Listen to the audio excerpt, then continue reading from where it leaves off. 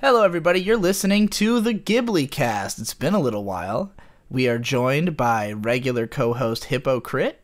Hello, everybody.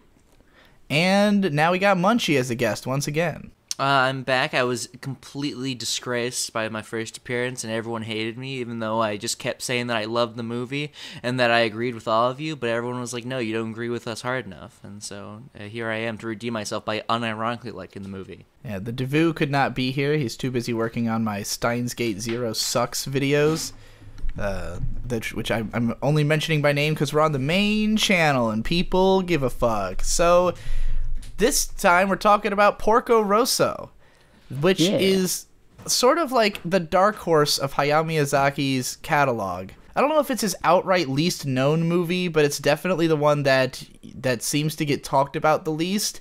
But as a response to that, it's also the one that is like the hipster favorite. This is definitely like the darkest horse humanly possible. This is my favorite Ghibli movie. Yeah, I have to definitely say, if hipsters like this, then like call me a hipster, capital H. This is one of my favorite movies of all time, animated or otherwise. This is a great movie that hits completely hits my strike zone in aesthetic, in like character, in pacing, and everything. This is Kunstwerk-Kino.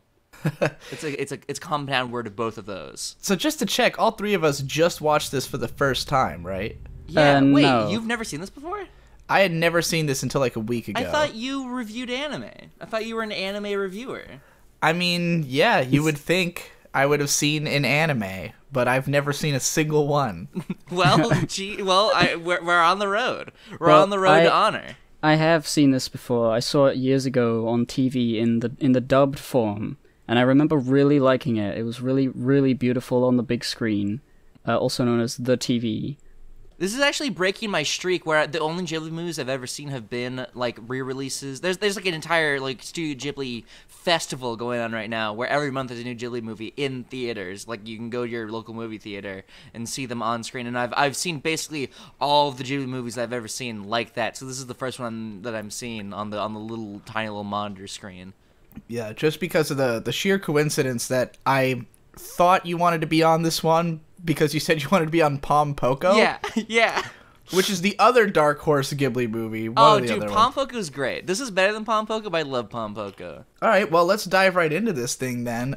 First of all, the first thing that struck me about this movie right away, phenomenal color palette. Yes! Oh my god, I'm so glad you brought that up. Okay, the open blue of, like, the sky and the sea, like, contrasted with Porco is just so bright red plain. Makes me so happy. And I like the fact that it's, like, you know, if you're like an amateur and you're drawing something, you want to make something bright, you're just going to increase the saturation. But really, it's not so much the fact that it is a saturated red, but just that it contrasts so nicely with the blue. None of them are, like, no colors here are eye bleeding or anything. None of them are too oversaturated or like, you know, like endless war stuff. It's all super pleasant to the eye. It's just bright. It's bright and colorful. It's a sunny day color palette. Yeah. It really works. Yeah, fantastic. It's an important character detail, too, because it's sort of implied that his plane is red to be an asshole. Mm-hmm. Like, that he...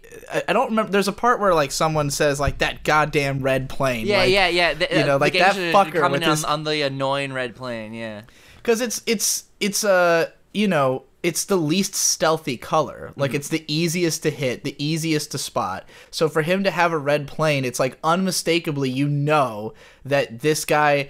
First of all, you know when he's coming at you, and second of all, you know that if you get shot down by him, he had a disadvantage, no matter what, because he's flying a fucking bright red plane. So... and I think that's exactly why it's red. Like, that it totally fits into his character, not only in that he's a show-off who wants to be a badass, but also in that he doesn't want to kill anybody, so he wants you to have that fair warning that he's coming. Porco Rosso, just like the character, just makes me swoon. Like there's a ton of fangirls. He has a lot of clout in universe. Yeah. He has a lot of clout outside of the universe. Because whenever I see him, I'm just like, oh my god, Porco Rosso, you're so cool. There's this one scene when Porco Rosso and I don't even remember his name, Kenneth from 30 Rock, are sitting at a movie together watching a Disney movie, and the guy, he's part of like the fascist Italian government, right? And he's just like, you know, like I can help you, Porco Rosso. You're like an outlaw. I can help you, you know, cross the borders. something. And Porco Rosso unironically says, "I'd rather be dead than be a fascist." And that's like a meme, like, you know, like haha thing to say. But it unironically worked on me. I'm like, wow, you're so cool, dude. You're really cool, Porco Rosso. Unironically, I'd rather be dead than be a fascist too. You're so iron-willed. Porco Rosso is very much Fedora core, and I do think the movie makes fun of him for it. Like, part of I the don't think point, they should. He's sick. part of the fun of the movie is that, like, it kind of pokes fun of him for being sort of a man-child in a way. I mean, yeah, who gets into a goofy fisticuffs fight and gets his ass kicked over fighting over a girl, you know? Yeah, the whole thing of him being, like, cursed into a pig is sort of supposed to be, like, a metaphor. I'm not really sure what the metaphor exactly is, because I'm not smart, but, like, it's clear Porco that, like, Rosso is just such a his cool lifestyle... He's such a nice guy in every way. He doesn't do anything wrong. Like, Yeah. like what has he done wrong in his entire life? Like, I don't think he's done anything wrong. I think the pig curse has nothing to do with him doing something wrong and everything to do with his mindset. And it's that here's my theory, and this is kind of my big opening up what I think is like the main theme. Well, not even the main theme of the movie, because there's a lot going on in this movie, but like with what is up with him is that he basically went the path of nihilism. That, like, he was somebody who cared a lot when he was younger about other people and about being, like, a moralist and stuff. And I mean, he still is a moralist today, but like, he doesn't want to. He basically just wants to be a loner and do his own thing and just do it for fun and do whatever the hell he wants and not fight for any particular purpose, because, you know, when you care about things, they get taken away from you, as he's learned. You know? and also, like, it's less like he's sort of taken that angle of, like, well, I don't really care about myself. Like, I care about others, you know, but I don't care. I don't matter. Whatever. I'm just gonna, you know, if I die, I die. And then the love interest is like, you're such a stupid idiot, getting yourself into danger all the time. Right. For no reason, you know. What I liked about that whole dynamic with, I forget her name, Mai-chan, Rarity, Rarity, I was thinking of the little baby girl, like the 2-year-old. What I liked about that is that she totally had a crush on Porco Rosso, but, like, he just didn't give a shit, like, at all, and he just was constantly, like, pushing her away at every opportunity and being like, dude, you're 3. I mean, I think it's sort of implied that he would be interested if he wasn't who. I mean, yeah, he's definitely a lot older than her, and that's part of why he's not, you know, not interested in pursuing her. But I think he does see her as a good woman who is, like, who would be deserving. But it's like, I've got, you know, I want an old battle scarred fucking, you know, I want the crown jewel of the seas, the woman who's fucking been with 3 different soldiers who have all died. Bad luck, bad roll. Yeah. I don't think it's a bad role. I think it's that, I think her thing is just that she's into that moralist, like, idea. Like, she's into and all guys moralists who die. Right, exactly. All the good die young, as he says a whole bunch of times throughout the movie. Like, you know, she is in love with guys who are just, like, foolhardy, good-hearted people who, like, just want to do the right thing. And even the dumbass American Hollywood guy, she says at one point, like, you're dumb. I like that in a man, you know, like even though he is even, you know, he's more of a literal, well, a figurative pig, whereas, you know, Porco Rosso is a literal one. Like, he still has kind of a good heart, you know, he's still in it for, he's still trying to be, like, chivalrous. He's just a, you know, complete douchebag's idea of chivalry, I guess. But she's still into it. To quote the narrator for Hunchback of Notre Dame, what makes a monster and what makes a man? And then he holds on the note for man for a really long time. By the way, speaking of Rarity, when she sings, when she's first introduced and she's singing, the lip syncing on that is like, they just hold open her mouth when she's singing and then don't even close it when she stops singing. Like, it's the worst lip sync I've ever seen in my entire life. I do remember it felt weird. It was like they didn't know how to lip sync French, so they just didn't. So they just didn't lip sync any language or any sounds whatsoever. They just, like, went, like, vaguely when the sounds were coming out. Like, the mouth was open, and when they weren't, it was closed. And there was no, like, teeth or animation, just like mouth open or not. I mean, It was like Japanese animation has always like had its strengths in things looking real, and mouths is just sort of like the thing that nobody knows how to do and nobody cares. Because Japanese has too many syllables, you can't really animate lip syncs to that. Because Japanese people can't speak, so you can't look at their mouths and know how they're moving their mouths. All right, well, I wanted to talk a little bit about like how the dub and sub were different. Yeah, I only watched this sub, so I watched the dub back in the day as a little boy, and I remember it being really good and cool. Obviously, I hadn't seen the alternative. I just remembered the movie was great. Rewatching it, I instinctively started with the dub because that's what I like to do that with the Ghibli cast, just because a lot of the time I would be the only one who does the dub. And it would be like, and generally Ghibli dubs are good. Interesting. Mm-hmm. But this time something felt off and it wasn't very good. And I switched to the sub and I rewatched the beginning of the movie. And I noticed that they had taken quite a lot of liberties with like what was said. And not just the way it was said. Like the pirates at the beginning who are like stealing the children off the thing. They are not like portrayed as goofy in the English dub. They are just, like, gruffly saying, shut up, go, we gotta get out of here, like the sort of boring, like, non-characters you would hear in any other, like, TV show or whatever. And, it was really jarring, not jarring, but, like, interesting to note that all the goofiness, all the idea of, like, these kidnappers being actually kind of nice, and that was the joke, like, it was completely ripped away, probably because they didn't want, like, kidnappers to be seen as good in any way, but it ruined like quite a lot of the humor at the beginning. Right, and I mean, and the point of those characters when they come back later and you realize that like they're not, no one in this movie is like a bad guy. They're all just like really foolhardy. It's like an adventure serial where all the characters grew up reading adventure serials or something. You know, it's a pirate show where everybody has a code of honor. And they just have planes instead of boats, and they're all gruff and stupid. I guess I would say this is almost tonally similar to Pirates of the Caribbean, the movie series. Like that idea of like, they're all pirates, but everyone's kind of got a heart of gold or a code of ethics or something. Like even if they do like literally bad things and nasty and sneaky things, they have like their heart in the right place. They've got their reasons. Like even if they kill people, they're like, people die anyway. People die in real life. So, like, it's not even that bad. That's a funny way of putting it. I noticed with the subtitles that I was watching that I wasn't sure if the subtitles were just the dialogue of the dub, but there was a lot of, like, discrepancy between what the subtitles I was reading were saying and how I would have interpreted the phrases that I was hearing.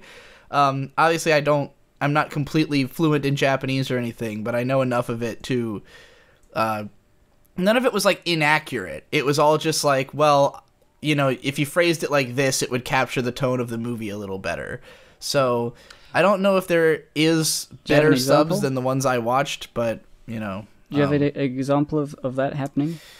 Oh, I can't think of any. I should have taken notes. This was my first time watching the movie, so I kind of didn't want to, Like, I realized, 5 minutes in, I should have a notepad, but then I was like, I don't want to be looking away the whole time.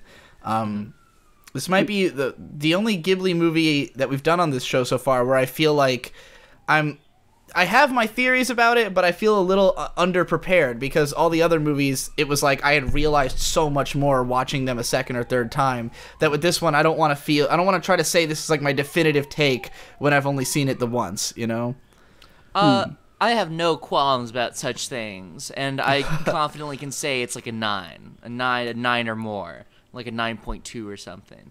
One thing that like I really noticed when watching this movie, that it's evident throughout, I think, like basically all Ghibli movies and basically all like old cartoons, and not old as in like 1940s, but as in like like something you're not going to see on TV nowadays, and that's that the characters express at all because they aren't like a super flat design. See, in like modern shows, like even stuff that like I like Steven Universe, that animation is inherently limited because the modelers and the animators aren't thinking about them in terms of 3D space like how they are now. Like in Porco Rosso, you really feel like this person has dimension, this person has weight. You can reach out and touch him, and because of that, you can animate way more fluidly, and you can animate way more wildly, and it looks more believable and isn't hard on the character designers. But when you get stuff like, I don't know, like World of Gumball or whatever the fuck the non-Japs are watching nowadays, then it's super hard to make those characters look convincing when they're flipping all over the place and trying to express wildly. Sure, you can have like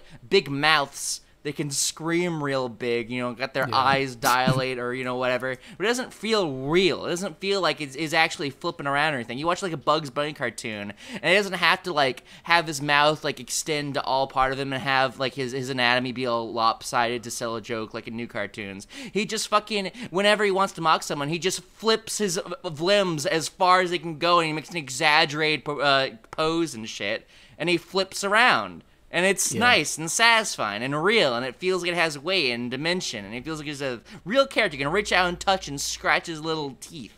Are you saying this Porco Rosso is Porky Pig? Yes, I'm saying it's Porky Pig. He says, and people are like, I can't understand you. Speaking of who Porco Rosso is, to jump right into no one has anything to say about the animation. All right. Well, no, I was going to say. I agree with everything you said. I don't know what to add. I have a couple things about the animation I just want to mention. The bit where right at the beginning where the sailors make an arrow and they point, hey, the pirates went that way, and they're like doing an arrow for Porco Rosso to look at. That was animated so like. It looked very, very Asian in that it was cute, and it was also the sort of synchronicity you would expect from, like, you know, I don't want to be racist or anything, but like like those gnats, like worker bees. Is that what you're trying to say? No. Like it just reminded me of the Beijing Olympics, where like they had like billions of people just perfectly in sync doing like movements, and I think that's just a thing they can do over there. That's just how they do it. They can easily make like at the drop of a fucking hat, they can make an arrow pointing in the exact direction and do like a little zoom They're swish. Not ants. They're not like ants from Ant Bully. Miyazaki likes to structure scenes in such a way, and this movie might do it even more than any of his others, where like every character is paying attention to the same thing.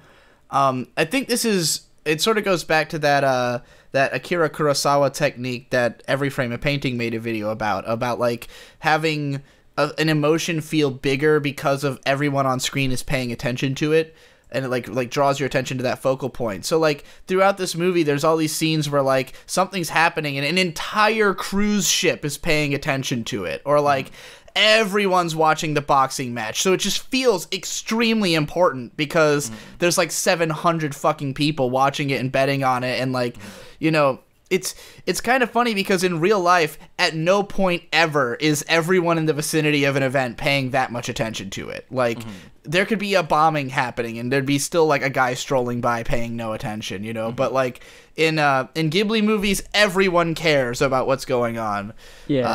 But yeah, it's just to maximize that emotion. Very much a cinema technique over realism kind of thing, but I'm okay with it. Another thing about like the plane and the way that the plane lands and the way that he moves like the gear stick and all that, like it really feels very real to such an extent. Like at some point I was researching like the symbols on the planes because I was wondering, is this like after World War I or after World War II, or like when does this take place?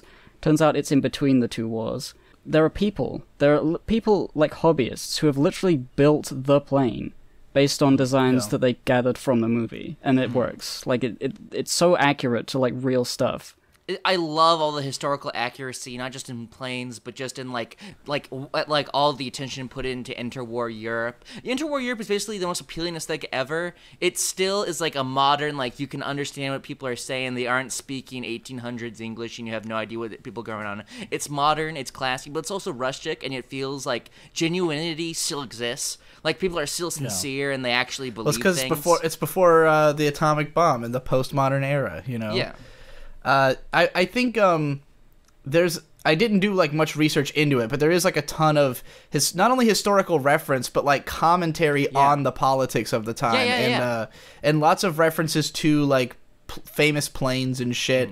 All that stuff to fascist Italy and that sort of stuff. Dude, Yeah. I knew this movie was going to be good when I saw when Porco Rosso opened up his plane and he had the actual Italian flag of the day there and not the new Italian flag. That's how I fucking knew. That's how I knew they knew their shit. Yeah, at first I thought it was gonna be like World War II Italy, like post or like whatever, because Japan was an ally of Italy during the war, and so like a Japanese movie about an Italian war pig would be like a really interesting angle, because I think this is even more interesting. Since I mean, obviously I haven't seen a lot of Italian-based World War II stuff, but being Americans, I think we all are super oversaturated with World War II content in general. But I don't really see a lot of interwar Europe stuff. I don't really a lot of see of stuff people like reeling from like the First World War and calling back to that. Everyone's still bent out of shape about that, but things are percolating under the surface. Like we get to see like. I don't know what island it is. We get to see like the fascist Italians literally taking over part of the country in this, and no one knows that's what the new government's like now. It's it's interesting. It's really interesting to see from this angle where things aren't all set into place for World War II. I definitely think that this was chosen because of the planes. Like Miyazaki's a big plane nerd, loves him some fucking planes. I mean, we've seen plenty of fictional planes throughout these movies that are inspired by real ones. And later, his last movie, The Wind Rises, is about a guy who made World War II planes. So, it picks up a little after this one in time-wise. But, I'm almost certain that he chose this era because he was like, I want to make a movie where I get to draw as many fucking planes as possible. So, what was the last period in history where planes were super-duper relevant? And I'm sure he knows everything about that time period because of his fascination with planes, But this movie is the most Miyazaki film ever, I feel like. It's so fucking good, dude. I really like this movie a lot. It's I really so deeply couched in his passions and his I mean, again, being set the fetishization of interwar Europe of that time period and place and aesthetic. Oh, everyone's smoking fucking cigarettes. Everyone's in trench coats. Everyone's talking about fascism. Everyone's talking about how World War I sucked. Everyone's saying stuff like Germany and Austria and Italy. And I just want to fucking come, dude. Just let me do it, Porco Rosso. Stop teasing me. Take your high heel off my urethra and let me come. Oh, I think we can all agree. Too vivid. I think we can all agree that in terms of Japanese-made Italian characters, Porco Rosso wins over Mario every time. Oh, yeah, certainly. People need to wake up. So my big theory about this movie is that Porco, and I felt this just when I saw Porco Rosso, especially the first time you see him with his hat off. He is Hayao Miyazaki. Yeah, much like how the big giant scary goopy monster is whatever his name is, Shinji. Wait, which? Oh, Hideaki Anno. Yeah, Shinji is I would say Hideaki Anno is outright is yeah, I made this to explore my mind. This movie, I definitely think the pig is Hayao Miyazaki's how he saw himself at the time this movie came out, I think. It's not just a general version of himself, it's who he was right then and there. And a lot of it felt to me like a subtle commentary on the state of anime at that time and how he felt as a person working in that industry. And I guess he kind of saw it as this anime was in the middle of post World War I in terms of quality, because this is the early 90s. When this movie came out, Japanese economy has just begun its long collapse for the next 15 years. Anime is suffering. Miyazaki's been saying that anime was suffering since the late 70s, so this is not new to him, but it's suffering more than ever. And there's these moments, the biggest part that stood out to me is when first of all, he goes to the shop to get his plane fixed, and the engine that they put in literally says Ghibli on it. Yeah. You guys saw that, right? Yeah. Yeah. So the engine of his plane is Ghibli. who is going to make this plane fly? Oh. The only people who are left are young people and women. Well, they're all women, but a lot of them are young or really old, and it's like just basically an unfit team. It's like there's no one talented left because they all died in the war. Everyone who could have made Miyazaki's vision come true, who could have built his plane so he could win this fight, is gone. But some of these young people are talented beyond expectations, and they're all really passionate because, you know, to be left, to be coming into the industry at this time. And Miyazaki's talked about a lot of his films being, like, about the Ghibli experience. Like, he talked about how Spirited Away was basically about, like, the young people who had come to work at Ghibli and him trying to, like, encourage them forward, and he saw himself as kind of Yubaba. In this case, he's Porco Rosso, but, like, this is it's like the most similar to his actual real life demeanor that any of his characters have ever been. Like, he acts, if you watch documentaries of Miyazaki, he acts exactly like Porco Rosso. Like, that kind of like, that he's smoking all the time. He's always kind of despondent and gruff and like not quite looking at people, but acting like a cool guy. But like, at the same time, kind of a pig, you know? Clearly has, like, always wary of women and young people, you know, like, but impressed with them when he sees what they can do. And what he's trying to do is to make a great, to put on a great performance, to just make something great, to just be the best. That's all he cares about, is being the best, flying the best plane, winning, showing everybody that he is the best at planes, you know? And it's like, it's in an era where the war is already over. There's nothing to fight over except for pride, basically. And that's it. If you watch various things that portray the anime industry, such as Shirobako, that show portrays it very similarly to the way that, like, the culture of flight in this place, this mythical version of Europe in this movie takes place in, where, like, no one's in it for good reasons. They're all in it because they're just dumb and they need to fly. Like, there's nothing left. All they care about is flying planes. It's the only thing that's cool for them, is showing off and being a badass. But most of them are doing it through underhanded or cheap means. Like, there's a part where the pirates rebuild their plane and they don't even have time to paint it, and they're flying an unpainted plane. I mean, you could draw a metaphor for having unfinished animation in a show, you know, and publishing it without even being able to finish it because you didn't have the fucking money or manpower. And, like, I could go on this parallel all day, but it's all basically the same thing. It's just like, this is the state of the anime industry, is it's falling apart. The only people still in it are the passionate idiots who just can't stop, you know? And Miyazaki, at this point in his career, would have been probably asking himself, like, why am I still like this? You know, like, and, you know, his plane is, like, falling apart. Like, they don't have the means to continue doing the kind of movies they were doing before. And, like, just like everything else in the early 90s, the Ghibli films are not quite, like, this movie manages to be obscenely beautiful only because the shot composition is so great. And, like, there's great animation in it, but it's definitely not, like, the level of intense, like, I don't want to say care or effort, but there's less frames, but more, like, nice, like, locales and, like, shots where the plane flies into the distance. And there's just more sort of economic use of its animation. Yeah, I would say so. And just fewer things that have to be drawn, you know? Like, even Kiki, which we kind of, we had kind of said, like, wasn't as good looking as the movie before that. Kiki has this gigantic town and, like, tons of characters on screen all the time, and, like, this movie has moments that are kind of like that, but there's also just a lot of, like, planes over blue skies, you know, like, I don't know, there is a lot of technical quality in this, and there is in every Ghibli film, but, like, when we see the step up from this to Princess Mononoke, it's like, clearly they were trying to make, like, the biggest, most expensive movie possible with that one. I think it definitely says something to Miyazaki's love for planes, that I didn't give a single shit about planes at all, and then I watched this movie, and when you see those planes in the dogfight just twirling over one another, ooh. What's the opposite of an oof sound? Off!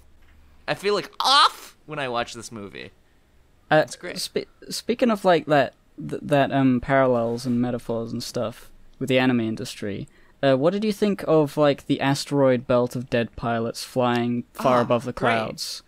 That was what I like about fascinating. that is that when he like relays it, it's sort of like almost like he doesn't even know if it actually happened. Like it's sort of like like a somewhat realistic illusion. I feel like a lesser movie would take this opportunity to just have him talk to God or something to that effect, where it's just so like crazy and mythical. But this, like, he blacks out. He sees some weird trippy imagery that doesn't explicitly mean anything. But he, you know, you can obviously prescribe meaning onto it. And it's sort of like, you know, he's like, well, I saw that and then I woke up. So, like, it was a dream. Like, I was blacked out. But the girl's like, no, God spoke to me. He was like, lol. You're 3, dude. I feel like at this point in Miyazaki's life, this movie came out, what, 94? Something like that? 93? Miyazaki's already pretty old by the time this movie came out. Like, I think he would have been in his late 50s or something. And so he would have literally seen, like, a lot of the people he worked with, a lot of the people who, like, started the anime industry were dying around this time. Like, the first, like, because, you know, anime as a major industry really began in, like, the very end of the 50s to start of the 60s. So, like, the people who would have made anime exist in the first place would have first started dying out, like, probably in the 5-10 years leading up to this movie, you know? Mm-hmm. So I feel like if you were in that state where you were watching all the good people die, you're watching people who did great work leaving the industry, or not even just tied to the anime industry, but just people in general. Like, he's at that age where a lot of people who he looked up to would have been dying, and people who he worked with would have been dying. And, like, I think it's very easy to run away to jadedness when that happens. It's easy to shield yourself because, again, every human connection you have is pain waiting to happen, you know, when that person dies or goes away or you lose something. And so to just go off and be on your own and be on your own little, literally on an island. Like, you know, they say no man is an island. This guy's on his own private island. He wants to be as far away from the rest of humanity as possible. God, I love that island so much. I want to live there. It's great. It's the same exact island that Sonic lives on in the Sonic OVA. Oh, you guys now know I what like I'm talking Sonic. About? And he flies a biplane from that island in Sonic as well. Well, Tails does anyways. Anyway. It very well could be, dude. It looks a lot like it. I know. I mean, those hacks at Ghibli just don't know how to make a good anime. Just have to copy it from Sonic. I think Sonic came later. I'm actually not sure. Anyway, so Sonic inspired Dragon Ball Z as well with the Scouters. Oh yeah, and the Super Sonic. Yeah. He's all out. of anime came from that hedgehog. Fucking didn't we like break that down once? Like, we figured out which came first, Super Sonic or Super Saiyan, and they were within like months of each other or something. Yeah, that was on the PCP a long time ago. Yeah. Anyway, go watch the Procrastinators podcast. We're all on it. It's good. He lives on an island. He doesn't want anything to do with people, even though he's a deep humanist. He literally fights like to protect people in his own way. Like, he's a bounty hunter, but he is usually doing like rescue missions and shit. Mm-hmm. So, yeah, it's like, it's so obvious that he's just trying to shield his heart, even though, like, he's not even doing a great job of it, because he still interacts with people all the time, you know? Mm-hmm. And that's why his facade. I really love the moment when the girl kisses him, and then the American guy like looks at him and is like, hey, your face, like, and he just like won't look at him. He's like, no, don't look. It's like, yeah, a little bit of faith in humanity was restored by that girl, and so he's less of a pig. And you know, at the end it's left ambiguous whether or not he ever broke the spell, or whether or not he ever came back and decided to be with the girl. And I think that's because Miyazaki couldn't give himself that ending. It's like, he doesn't know if he's going back. Like, obviously he's had experiences that gave him some faith in the new generation, but that doesn't mean that he knows he's ready to you know, become this person again. And, you know, I could be projecting a little there, because personally, like, whenever I write or come up with stories like this, like I wouldn't be able to find an ending if it was like this goes up to where I am right now, you know. And that's how I kind of felt about this movie. It's like this is the portrait of Miyazaki at this point in his life, and maybe going forward he becomes a humanist again, maybe not, we don't know. You know, it's shit like that makes the Lorax 2012 so fucking bad. Because in the Lorax original animation in the 1970s, it's like the book open-ended. You know, the Onceler gives Ted the seed, and he's like, unless some young people like you care a whole awful lot, nothing's gonna get better. It's not. And it's not like he gets the seed, and then he plants it, and then Ted like wins the game. And you know, there's a bunch of bunch of Barbaloots in the Barbaloot suits jumping around. The Swami Swans come back, or you know, the humming fish hum again. Right. It's like, you know, Ted walks off, he has the seed in hand, you know, it's like, unless someone like you reading this book cares about the environment, it's not going to matter. If he had that out, if Dr. Seuss gave children, they're like, oh, Ted fixed the world, then they'd be like, oh, great, well, I'm glad that's resolved, time to go buy some paper at my CVS. But no, it's so open-ended, everything's fucked. The last opening, like the last shot of the movie is Ted walking back to like the post-apocalyptic, burned-out nightmare Hiroshima that he lives in. And then 2012 Lorax, it's like, oh, you know, oh, it's all happy, you know, everything's growing again, the Lorax comes back, the Lorax hugs the Onceler, everything's fine, don't worry about kids, buy our Priuses that we partnered with to shield this movie, that's our marketing is, buy Priuses, you'll fix the world. Don't worry, the Lorax already did it, don't even try. That's what this movie's like. It's like, nah, dude, you gotta try to be a good person. We're not gonna let you live vicariously through Mr. Rosso here. You're going to have to find out your true life. You're gonna have to fuck that horse. He's not gonna do it for you. You gotta fuck your horse. Indeed. You know? I feel like it's pretty heavily implied that he does get back. Yeah. But it's not said. Like, I don't, it is nice that it's, like, open-ended, because you don't really, you don't need to know.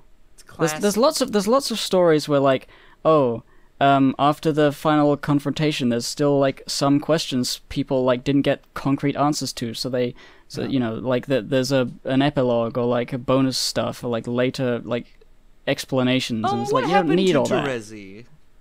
Yeah, you don't need all that I even feel like I would say it's unfair to the audience to do that, because, like, if you're somebody who does connect with Porco Rosso, then if they just say, oh, and then he got with her at the end, it's like to suggest, like, well, like you're expected to watch the movie and go, well, I guess I will too, you know? But it's like, maybe in your own life you don't have such an easy out, and it's like, for the movie to just, like, wrap it up with a bow would be to leave you kind of ass out. It's like, oh, well, I guess it's nice that Porco got to be human again, but I wish I could be human again. It's like, well, you know, maybe it doesn't have to be so cut and dry.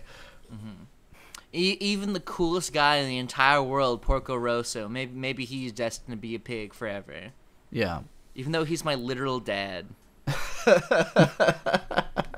Dude, can you imagine making pasta with Porco Rosso? You wake up and you see him there in the kitchen, and he says, "Hey, my one and only son, the one that I've given the world. Why don't you come over here with your old man? You know, your old man's bones are starting to break down. You know, cell decay is starting to take effect, and I might not be around for much longer. But I want to leave you my one legacy, and that's cooking this authentic Italian pasta with me." And I'm like, "Thank you, Dad. Thank you." And the secret ingredient is bacon. So, son, here's an axe. You know what to do. Oh no. I didn't know the price of carbonara. I didn't know the price. So, something that surprised me a lot about this movie is just that it's so much fun. Yeah, dude, it's so fucking adventurous and full of whimsy. It's so great when he's flying around that plane out in the open air and his goggles are flipping and flopping. I've been saying flipping and flopping a lot this podcast. The first time, it was, like, really, like, it felt, like, jovial, like, upbeat, even though it was sort of, like, you know, kind of normal before, was when he got shot down and then he was just sort of hiding and he was just like, shit. Yeah. Shit. Well, guess I gotta do something with this. Like, and then he just kind of tells her that he was, like, on an island for 2 days with no food. Like, it was actually a pretty shit situation, but it's whatever. He's Porco Rosso. Like, he's done this before. This is like lively, dude, like, you know, I'm alive. He's not going to starve. He is a pig. He can that scene during, like around the beginning. He when like the music kind of stops and he just kind of goes silent, and he's in that, like, I don't know if it's a thunderstorm, but, like, you know, a storm, or it's black and stuff, and he's just kind of silent, and he's just flying, and you just hear the whapping of his goggles. It's so nice. It's so aesthetic. It's so fucking peaceful. loved the music in this movie. Oh, it's great. It's and so good. I'm not like every Ghibli movie is like renowned for its soundtrack. Joe Hisaishi does all the music, and he's always praised as like the god. Personally, most of the time, it's like I don't care that much. In this movie, I was just like, yeah. Like, sometimes the music just was the movie. Like, when he's first lifting off in his plane, like, what's happening on screen is like a really slow, laborious process of him revving up his plane, but the music is hype as fuck, and you're just like, yeah, I can't wait for this plane to take off. We're gonna have a fucking adventure. It's awesome. Oh, it's great. Yeah. The whole, like, world and, like, the way this feels, it's like, I want a video game to feel like this. I want to be able to fly around. Skies of Arcadia Legends. Okay. Is that... It's a big JRPG with a color palette kind of like this, and you play as pirates, and you fly around. I don't like, not literally like the stuff that's in it, but like the feeling of like just, you know, you're just hanging around. You don't need to do anything, and then you just get up and go, and you can and you can fly, or you can sail. I guess Wind Waker is pretty close to that. Yeah, Wind Waker's a good, just a beautiful thing where you could just hang out somewhere. And then do anything at any time. Sid like Meier's a cool Pirates. Guy. I feel like that game was kind of like that. Yeah, man. Good shit. I forgot what I was gonna say. Anybody else got something? the fist fight at the end, like as a climactic like fight with the villain. This movie is just knockout scene after knockout scene. Just like every single scene, like every segment, from like Porco Rosso getting his plane fixed to like that last scene. Everything is just great. I love every single individual second. It's all so aesthetic and film noir and so like fedora core. I'm such a fedora freak. That's just what I am. Well, that's another thing. And I saw some people saying online that this movie pays homage to like the visual styles of films from that time period in certain ways, like that it's very European feeling in like the way that shots are composed, and just I mean it feels more, I don't want to say static, because the movie feels pretty like fucking lively, and I would even say that in that way it's like a blend of these styles. Like, it doesn't just feel like it's paying homage to those old movies. It's like sometimes it lingers on a shot for a while, and you're like, oh, this feels like a French movie, and then it's right back to being a Ghibli movie. And that's what's cool about it, is that like it's blending all those styles into something totally unique. Going back to what I was saying about the three-dimensionality of the animation, even when they are standing still, you can still feel like they are a character there, because again, they have weight and they have presence within the shot. And when you have super flat, sort of character designs, it's sort of hard to judge how much space they're taking up, or how much presence they're actually consuming. Yeah. But with this, you really feel like, again, Porco Rosso's there, and that he could move at a moment's notice, but he just is standing still. It doesn't really feel like it's a limitation of the animation when any of the characters are still. It just feels like they are being still, and they could move whenever. You know, what I was going to say about this, it's surprising me that this movie was so fun, is because this is often seen, again, as the Dark Horse Miyazaki film. Usually, when I see people talk about it, they're like, oh, it's got more adult themes than most of his other movies. And I guess the themes are more adult in as much as if you wanted to understand, like, the deepest ideas being put forth by this movie, it might help to be an adult. But, like, this is like one of the most fun Miyazaki movies. Like, when I was a kid, I would have fucking passed out 5 minutes into Totoro. I was bored by the first 30 minutes of Spirited Away. I was like, I struggled to sit through Miyazaki films when I was younger. This movie kicks off with like a big fucking fun, crazy airplane shootout scene that is hilarious and adorable, because there's all these little girls who are just running around like having a great time, mayhem. Completely, like, there's no tension in the scene at all because of these kids, like, and which is obviously why they're there, like, to set the tone of the movie that, there's gonna be crazy aerial dogfights, but they do not matter. Like, no one's gonna get hurt. There's a bunch of 5-year-olds on board. They're like, they all dive into the water. By the way, I think the artistic quality of a Ghibli film in general can be gauged by how naked does the little girls get. So Miyazaki usually just shows you underwear in all of his movies, whereas Takahata always gets the girls completely naked. But in this one, Miyazaki got the girls completely naked, so he's trying to be more of a Takahata with this one. You know, a little more artistic integrity if you show more than the underwear.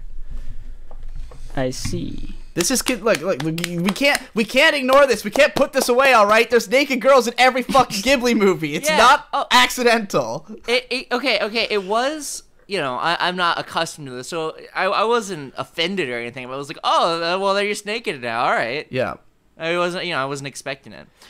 Hey, this is kind of a small point. Feel free to cut this when you edit this, 'cause I don't know how interesting this is gonna be. But when Porco Rosso's game, like he's in the mechanic shop. I understand that it's like, you know, it makes sense in the time period, but like they're just really fucking laid into the fact that women are shit at being a mechanic, so that Porco Rosso hates them. I love that the men in this movie are total chauvinists, and the movie is aware of it and takes them to task for it, which is what makes it great. It's that, like, Porco Rosso's opinion, I mean, it makes sense in the time period because there weren't a lot of women mechanics, but like Porco Rosso's just like, I don't want a woman touching my ship, but she's like, well, too bad, I'm great at doing this and you have no other choice, so fuck you, I'm fixing your plane, you know? And she makes it even better. And the moment when the funniest moment of the movie to me is when like the endless army of women are coming into work on the plane. It's and so the guy, good. The mechanic guy's like complete self-confidence in it is what sells it. Just the fact that he's like, yeah, they're gonna fix your plane. You know, don't worry about it.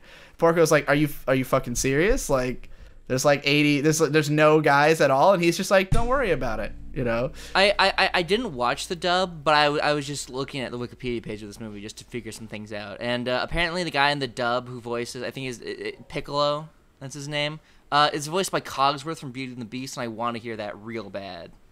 The only Piccolo I know is, hey guys, the balls are inert. You know, Dragon Ball. Is that Yu-Gi-Oh? No. So, Digimon? Might as well be Yu-Gi-Oh! The other guy is a chauvinist in a more, like, he's like a white knight. But he's I think he's supposed to be a virgin, the American guy, because the part where she calls him boy, like the word she uses in Japanese is boku, which is like often used to like tease a virgin guy, like to say like you're just a boy because you haven't had sex yet. And the fact that he instantly switches gears and falls in love with the other girl as soon as he sees her, it's like, I think he's supposed to be like a desperate virgin who, because he's obviously a huge fucking nerd who's trying to be cool, you know, like he's actually amazing at flying planes. Like he's when Porco first sees him flying, he's like, damn, that American guy's actually really good, you know. So it's like, he clearly is somebody with like a lot of technical ability and skill and who practices a lot, but he's a total mama's boy. And like, where was he from? Like Alabama or something, or Missouri? He was from somewhere in the deep I think south. Alabama, yeah. I just thought it was really funny because I could easily imagine him being just this small town kid who, like, his mom always told him he could do anything and he could be anything. And so he was like, I'm going to be famous. I'm going to be famous for flying planes because that's what the coolest people do. Because back then, you know, in the adventure serials and shit, that's what cool guys did, is they fucking flew planes and fought bad guys. So he found a way to make that happen and, like, legitimately had that kind of passion and drive that would take him to the top, you know, and like he does become famous by the end, you know. Yeah, he becomes a movie star. But like his idea of charisma is just like be a pilot who's cool and chicks will just want to fuck you, but like he has no actual charisma or understanding of women, whereas Porco does, but he's just such an asshole that he pushes everybody away. And it's like women are throwing themselves at Porco Rosso, whereas the other guy is desperately trying to cling to them. You know, he's Porco Rosso is the Rick to the American Boys Morty, basically. Don't a little say things bit like that. I like the line that Gina tells Curtis, where she's just like love's different over here in Europe. You know, you guys do it all the time, but we hold on over here. And I thought it was really nice. It was really delicate and sweet. I don't even remember that line, but that is great. Oh, I have a Ghibli Details. I didn't write down too many of these. I think I only have one. But it was the moment where Porco is like getting in the mechanic, and he's like starting to count up the money. And he's like the mechanic guy's counting the money, how much he's gonna need Porco to pay. Mm-hmm. And then the girl comes in and says, I'm gonna do it. And then Porco says, hey, no, the deal is off. And the mechanic stops counting. And then as soon as she starts her thing, she's saying, well, I'm good, she starts trying to convince him. And then the mechanic immediately starts counting up again, because he knows that she is so good at talking that she's going to convince Porco to be her mechanic. And he knows Porco well enough to know that he will be sold by this, Yeah. It's just like a little, like, character dynamic. Like, you understand the way these characters have interacted in the past. This is another way that I think Porco is a lot like Miyazaki, because Miyazaki's known for being a hard ass, that his instant reaction to everything is like, no, that's shit. But he is somebody who can be talked into things. I mean, right now, this almost 80-year-old man is finally making his first, like, full 3D animated film, because, like, it took this long for people to convince him that it was good, Like, yeah, it's you can do good things over here with 3D animation. It's like he's that kind of minded person where his immediate reaction is always going to be no, but if you show him that you're passionate and you show him that you are confident, he'll believe in you. And that's another thing that comes up in basically all his movies. I mean, this girl, it was really funny because she is a Ghibli girl. She just doesn't show up till way later in the movie than usual for a Ghibli girl. But, like, the epitome of the Ghibli girl is just that if you have that never give up attitude, you will succeed in Miyazaki's world. It's all about just utterly believing in yourself and doing it no matter what anyone says to you. Even if it's him saying it to you. Even if he doesn't believe in you, you just got to keep doing it to convince him, Yeah.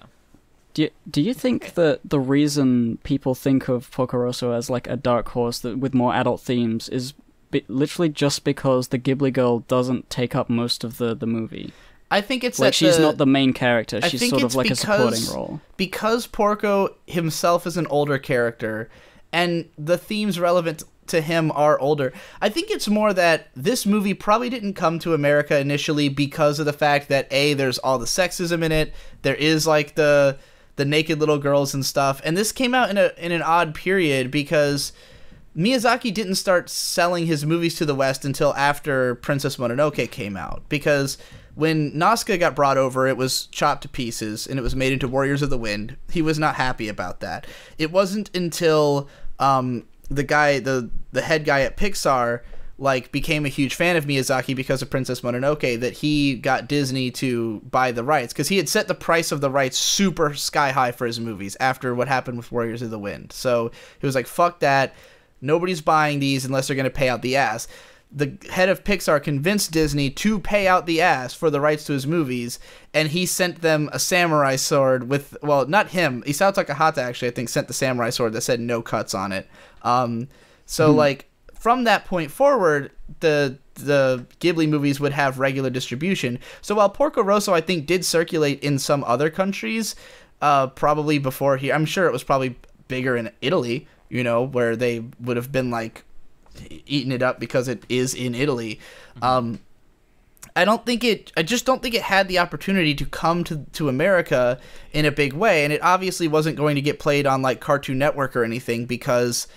yeah, there is some more adult content in it, and I think the sexism of the characters would have been a major turnoff for TV stations to show this to kids, But I will say that for me, as a young boy, this would have been my favorite Ghibli movie if I had been shown it, you know? I mean, speaking as a young boy myself, it is my favorite Ghibli movie after seeing it. Yeah, well, you're 18 now. You're not a young boy anymore. Comparatively. Sure. I mean, when I was 12, I would have fucking loved this movie, I think, because it's just got a lot of fun action. It's got guys beating the shit out of each other, and it's a fun, I would have probably felt kind of like the American guy, that. He acts kind of like a 12-year-old boy who grew up on adventure serials and has just grown up to continue to be that person because he hasn't had to deal with anything real, he's obviously too young to have fought in World War I, and maybe his dad died in World War I and he grew up without a father figure, because he seems like that type of person too. Like, I could easily imagine that being his backstory and why he's so attached to his mom, you know? That's my headcanon now. But yeah, whereas Porco, because of his, I do think that, like, I wouldn't have understood what Porco's deal is, like, what he was grappling with, but from a child's perspective, it's just a movie about a guy who got turned into a pig and is trying to not be a pig anymore, you know? Like, it doesn't matter what the metaphor is, you can understand it on that basic level, that, like, you know, Wikipedia plot description level, that would still be appealing. But by the way, this is a super pretentious point, but I don't mean it in a pretentious way. I feel like going to Italy actually has increased my pleasure watching this movie, because specifically, I've like, okay, those three, like, women, those three older women who look like gargoyles and look disgusting, who come and help fix Porco's plane. I've, like, seen literally those people in real life.Ey've come up to me and said, "Hey, can I fix your plane?" They've just, like, I've seen them in real life, and not only that, but I've seen, like, small Italian towns and sort of architecture that Porco, like they're running through that, like, one river to get out to the open blue so they can take off. I've seen stuff exactly so like fucking that. Good. It's so fucking cool. That scene of the, like, attempted takeoff from the riverbank, I felt like the whole movie existed so he could animate that, you know? It was that kind of, like, it's so specific of a thing of, like, you know, I've praised Miyazaki films for, like, one of my favorite things that he does is that he maps his settings so well, because, like, he creates scenes that could only exist if you literally know the layout of the entire fucking city. Like, there's no way that he could have done that without drawing a map and fucking plotting a course down the map and thinking what interesting things could happen, like what would interfere with a plane trying to take this route, you know? And it's fucking genius. I'm sure he must have gone to, like, Milan and oh yeah, you know, for research sure, for this movie. Yeah, I mean, it just is super nice to see things that you've seen in real life and see how, like, I don't know. I guess it's just a surface level. I like that he appreciates the same thing that I appreciate about what I saw, you know? Oh, yeah. I mean, like, any Ghibli movie that has, like, detailed drawings of things that you have seen in real life, it's just, it's nice to see that there's, you know, like, a recreation of a thing that is like, oh, that's a drawing of the thing that's real. Yeah. Like every plane, like, all the things that go into, like, the way they were making the plane, and, like, redoing the wings and all that, and all the tools they were using. Like, I'd seen tools like that before. It's lovely. So I like Ghibli. A major part of my point from earlier about this whole industry metaphor that I forgot to bring up is the part where they go to that theater and they're watching the cartoon movie. Because the movie they're watching is... First of all, it seems to be, like, animated on ones, like Disney style. Like, the animation is super smooth, but there's not really any backgrounds or anything, and it's, like, it's super cartoony, and the first part of it is just, like, a monster destroying planes, and then there's, like, a Mickey Mouse-esque characters who share a kiss, and it's very, like, Hollywood, and Porco's opinion of the movie is, this movie is shit. Like, he says, like, this is a terrible movie. The guy who's a fascist... part of the fascist regime is like, this is a great movie. And it's like, it's obvious that this is his statement on what he thinks of, like, what's going on at Disney at the time, that, like, these movies that are, you know, this would have been Disney's heyday, and when they were getting, like, super praised for their comeback, but those movies are comparably very, like, Hollywood schmaltzy traditional, you know, movies compared to what Miyazaki wants to do with animation, you know? And I thought that was... what he wants to do with animation, sure, but I would not say that those movies were by the numbers, mostly on account of the fact that a lot of people hated, like, half of the Renaissance movies, and that they took risks that did not pay off in, like, a traditionally Hollywood way. I mean, Disney invented the numbers in some ways. Sure. The numbers I'm not saying like, that they follow. did not try and market to a mass audience. I'm saying, but you look at, like, literally everything after The Lion King, and they're taking risks and having it not pay off to a general audience. Lion King would have been after this movie, though. We're talking, like, 93. So, and I don't even know if it was a commentary just on what Disney was doing at the time, or just generally his his view on like this kind of movie, the kind of movie that is like a bombastic spectacle film that entrances all the children in the audience. He's just like, this sucks, you know? Like, I want to make something better. I want to do the good work that I want to do, and I want to do it. In that scene, the guy tells him, like, the only way you can fly is if you're paid for by the government or by a flight service, you know? And he's like, I fly solo. I'll just fund it myself, you know? And, like, that's obviously the mentality here was, like, you know, if you want to make anime, you either have to be part of a major franchise or you've got to be doing it for, like, you know, a company who's sponsoring it. And he's like, I just want to make my vision. So, yeah, that's just more wood on the fire that I forgot to bring up earlier of that whole comparison. I'm sorry for making you put images in this podcast, but I have to bring something to your attention. Curtis is from America, right? Yeah. All right, here, hold on. But he has an Italian flag on his shirt. No, that's exactly what I was going to say. It's not an Italian flag. It's a Dutch flag. Oh. And I don't know why. Weird. Yeah, it's bizarre. I mean, I guess he's just a well-traveled man. But why? But why? Why? Maybe he has a Dutch mother or something. Maybe. But that was the only thing I could think whenever I saw that character. I didn't even hear any of his dialogue or read the subtitles, or maybe the animation. I mean, it is red, white, and blue. Maybe there was like an American stripe like that. Like maybe there was something that people wore. Like obviously, like having American all 50 pilots. stars would be kind of hard on a fucking thing that size. You know.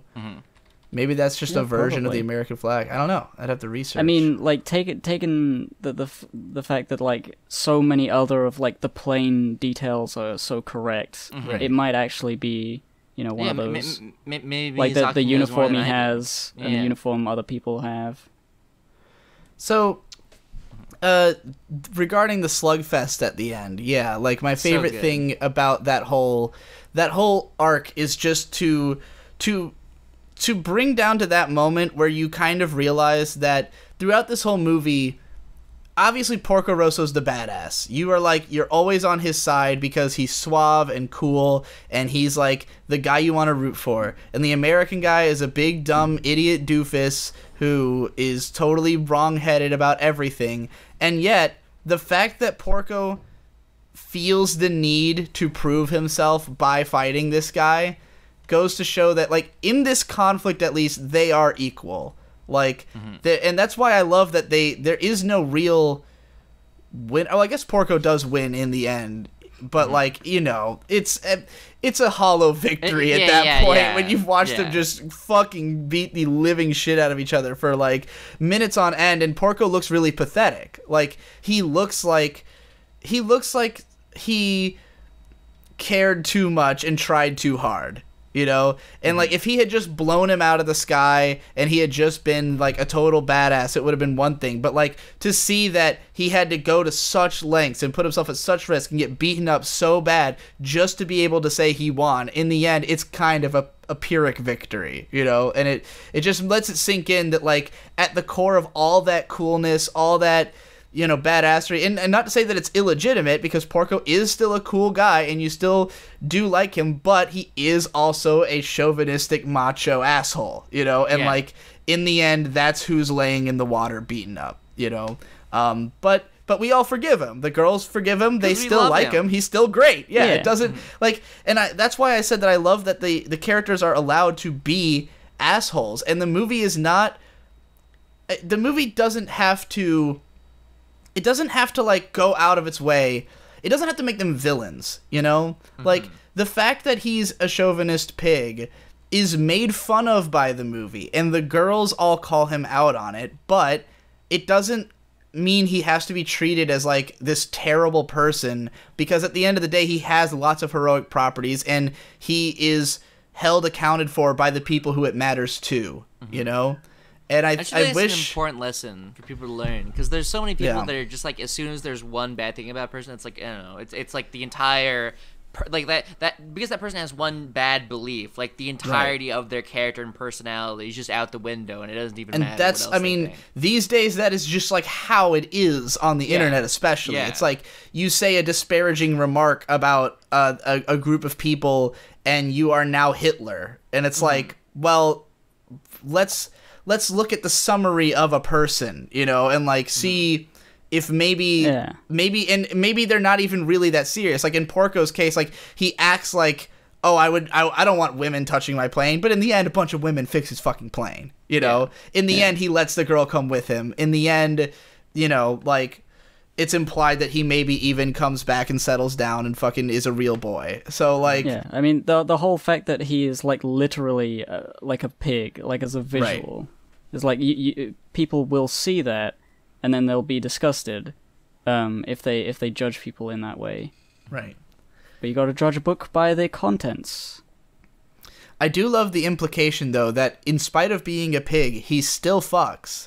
Because there's that girl at the bar who's like, hey, Porco, whatever. And he's like, yeah, I'll teach you I'll tell you the story later in our alone time. And I was like, hey-o. I bet he porked that girl. That is kind of funny that like lots of women just find, like when he was flying by the plane full of like people, you know, civilians, they just all of them women just came out the window like, oh my god, it's Porco Rosso. Hey Porco. And because like, women like he's pigs. Cool and everyone loves him. They're great. Women are into pigs. It's true. It's true life. #pig. #hamboys. This is the most hamboy movie imaginable, for sure.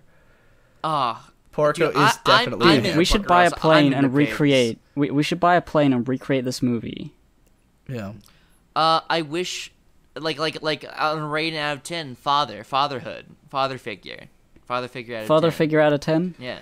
I definitely I need to see this movie more times. I've only seen it the once.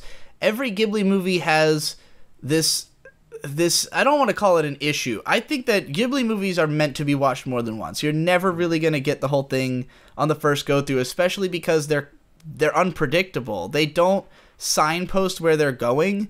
I feel like Western cinema is often just very hand-holdy, not just in terms of exposition and stuff, but that like you know what the plot is, you know the motivations, everything is established, and then we set on the road towards that realization. Miyazaki's films, they just flow in whatever order would be natural, and the plot is whatever happens to happen. So, like, with this movie, there was a significant portion of it where I was just like, where is this going? What is this about? You know, like what is it going to be? It's one thing after another. Like the only reason that there's a competition later into the movie is because the pirates gang up on him when he comes home with the girl. And the only reason he went to the girl is because he needed to fix the plane. And it's just natural course of events. I think that's really interesting that you say that, because I didn't feel that way at all about this movie. But okay, to contrast it, if you guys haven't seen, I was on the Nazca of the Valley of the Wind podcast, and I was talking about how I was bored by the movie. And that I was constantly thinking like I don't care about any of the characters in this movie. I don't care about the aesthetic. I don't care about anything about what's happening. What's happening? I don't care. Stop. But this, even though it's so lower stakes, it's like basically nothing is on the line. Maybe Porco's life, but not even really. He can probably just get away whenever he wants to. I mean, this is much more of the aesthetic. This is much more of a character-driven movie too. Yeah, like it's great. With Nazca, and Nazca is kind of pretentious. Is like in a way. Yeah. There's an element of I wonder how the world is going to end in this movie. Like it starts with an apocalypse and a guy going around saying, everything's fucked. So you immediately think there's going to be some higher stakes, like a big plot to do with something. I mean, having read the Nazca manga, Nazca is much more about Miyazaki trying to create this complete vision of what he thinks of the world and society and everything. And the movie doesn't go far enough into that for it to be completely sold. So if you read the manga, you will have that feeling still of the characters feel secondary to the message, and with Porco, the character is the message. So and that's why it's good, and I like it more. Yep, it's a really solid movie. I will say that there was a point in the midsection where they spent a lot of time rebuilding the plane, and there was like a little bit where I was kind of like, I don't see we've been here for a while. Was kind of the feeling I had. Like, we've been at this place for a while. I'm not really sure where we're going after this, and it kind of felt like a slump of narrative tension, you know? Of, like, we're not really on a mission right now. We're just kind of here. But again, I enjoyed like the characters. I don't need there to be a lot of, like an intense plot or anything. I don't need the world to be at stake. Right. All I need is that Porco Rosso to be on screen. What it reminded me of, quite a lot, it reminded me of, like, a lot of the slower, like, less action-y moments of Cowboy Bebop, where they're just like on the ship or exploring a town and finding a VHS I would say player. If you like Cowboy Bebop, this is a movie to watch because it's got a very similar tone. Like, I feel like Porco Rosso's character would be right at home in that show and setting. This is a better Cowboy Bebop movie than the Cowboy Bebop movie. I agree. I don't really like the Cowboy Bebop movie. And again, like, even though I do think the movie is shockingly, like, fun and adventurous and cool for being known as the adult theme movie, it does have, like, pretty adult themes. It feels... It's got that deep set, like, sense of grief, I guess. And I think maybe that the reason I don't see this as being, like, vastly different from other Miyazaki films in that regard is that Miyazaki films always have older characters. So, like, while the main characters are usually younger and don't have, you know, as, like, deep or complex of problems with, you know, like, with their past and stuff, like, I mean, it's just a Miyazaki film where one of the older characters was the main character instead of the Ghibli girl. The Ghibli girl is still in the movie, you know, like, you could still connect with her just as easily if you were that age or that kind of person, but, like, we've just shifted the focus a little bit over here. And so, to me, I guess because of the fact that I've been doing these podcasts where we break down every character and their motivations, we go super in depth on the themes, I feel like every Miyazaki film is this deep and this adult. It's just depending on, like, where the focus is. But nonetheless, perceived to be deep in the first place. Yeah, and whether... Regardless of that, like, I do think that if you are someone who wants to watch something with an older main character, with that kind of, that depth of history and nuance in their personality because of the things that they've experienced and been through, then this is a movie to check out. Yeah. It's fantastic. I was thinking about this movie's great. I love everything about it. There's no flaws. And then I said in the beginning it's 9 out of 10. But why isn't it 10 out of 10? I like it. So it's to 10 out of 10. I like it a lot. It's my favorite. Yeah, I was wondering that too. I thought it was weird that you hadn't said 10 when you had literally no complaints. Yeah, I have literally no complaints. 10. Yeah. I had... Like, there was a time in my life where I thought this was my favorite, and then I changed my mind at some point. But now, after watching it again, definitely this is my favorite one. I thought this was going to be your favorite Ghibli movie from the moment that a pig-shaped man was, like, using a giant crank to, like, repower the plane. You know, like, the beginning when he puts the crank in the engine? Yeah. And, like... Just, it was like everything you've said that you like about Ghibli movies in one moment right there, you know, like that feeling of, like, the tactile machinery and also, you know, a character who would be in a mascot platformer from the PS2 era. Oh God, I want a PS2 Porco Rosso game. It would be a legend. I like film noir. I like fedoras. I like interwar Europe. I like the 1920s and the 30s, and I like old things. And I like Porco Rosso. Let me go ahead and look up what is the next Ghibli movie that we're going to cover on this show. Oh, yeah. Because I didn't look it up beforehand. I don't know anything about Ghibli movies, but I want to see Pom Poko afterward. Because I've seen that in theaters and I want to be on Pom Poko would be the next one, if not for the fact that we're also going to cover Ocean Waves.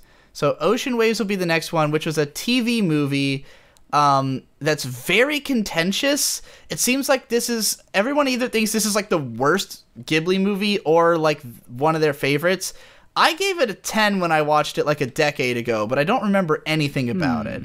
But it's a TV movie directed by a guy who never did any other work with Ghibli. So So I want to one-off. cover it. It obviously seems like it's fair to put it on the I mean, it's list. a Ghibli movie, yeah. Yeah. So next up we're gonna do Ocean Waves from 1993. After that will be Sick. Pom Poko from 94. All right, everybody. See you next time. Wait. If you like me and Give and Take, yeah. then we do anime reviews too. Now, here's Yeah. a little That's true. cheat code. There's a little bit of a cheat code right now, just so you know, a little bit of a secret tip.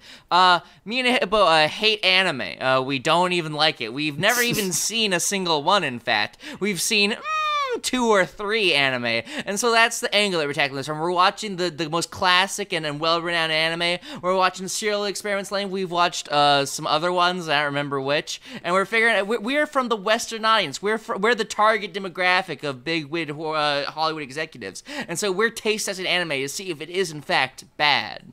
So you can go and see us on Chibibakas. We know absolutely nothing and refuse any knowledge that people try and give us. It's over on the Procrastinators channel, and it'll be linked in the description. As well as also there you will find all 3 of us on the Procrastinators podcast. Yes. So yeah. Vastly inferior show to Chibibakas. Chibibakas is the greatest thing of all time. I think we're doing S-Cryad with Ben Saint.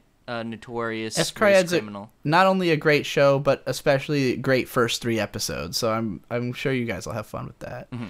All right, yeah. Guys, do you think Ben Saint is Hayao Miyazaki? Do you think they're the same guy? Not even close. Not All in terms of artistic potential, but in terms of crankiness and saying no a lot.